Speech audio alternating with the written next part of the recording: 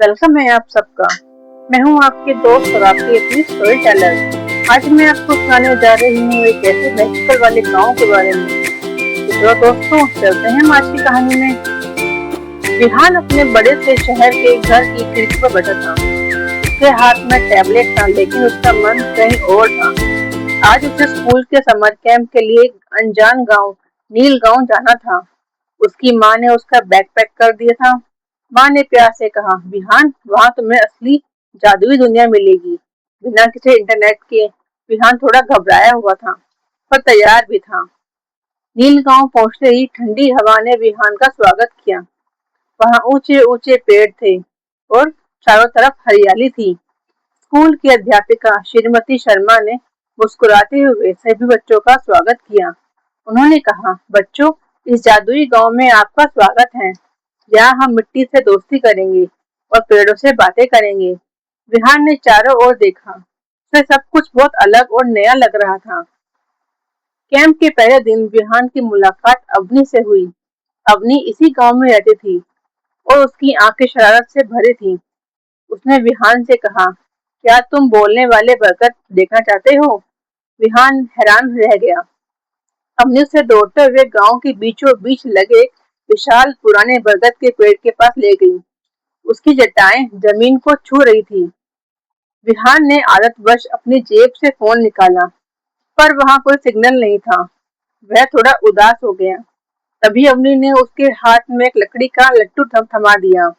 उसने कहा, इसे घुमाकर देखो, यह तुम्हारे फोन के गेम से ज्यादा तेज घूमता है। विहान ने पहली बार लट्टू चलाया और जब वह जमीन पर नाचने लगा तो विहान की खुशी का ठिकाना ना रहा। दोपहर में दोनों कुएं के पास गए। विहान ने कभी कुआं नहीं देखा था।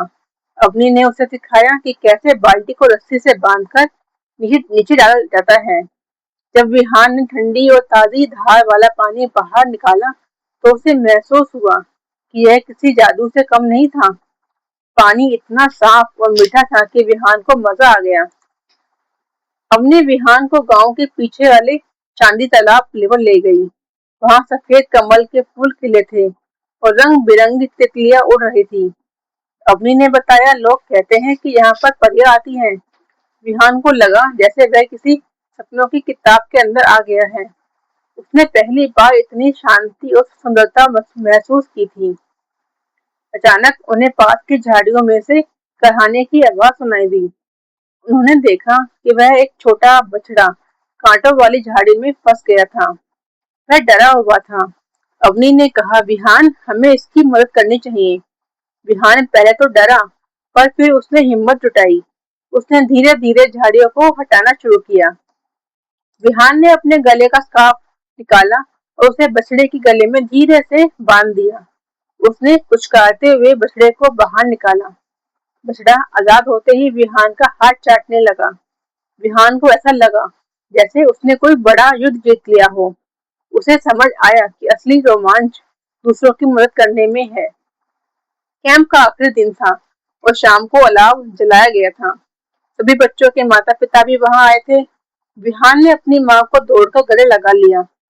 उसने उन्हें अपने द्वारा इकट्ठा किए गए सुंदर पत्थर और मोरपंख दिए। उसने कहा, माँ, आपने सही कहा था। यहाँ का जादू बिना बिना इंटरनेट के भी बहुत कमाल का है। विदा लेने का वक्त आ गया था। विहान ने अपना एक पसंदीदा खिलौना दिया। अवनी ने उसे मिट्टी से बनी एक छोटी चिड़िया भेंट करी। विहान अब पहले वाला बच्चा नहीं था। अब वह एक नन्हा मुसाफिर था जिसने प्रकृति और दोस्ती का असली मतलब समझ लिया था। उसने वादा किया कि वह हर साल इस जादुई गांव में वापस आएगा। तो दोस्तों, कैसी लगी आपको ये कहानी? जिसने इसे कमेंट करके जरूर बताएं कि कौन कौन गांव की सैर पर गया है इस समर वेकेशन पे। कहानी पसंद आए तो लाइक करें, कमेंट करके स्टोरी के बारे में जरूर बताएं। चैनल को सब्सक्राइब और फॉलो करना ना भूलें ताकि ऐसी और भी मजेदार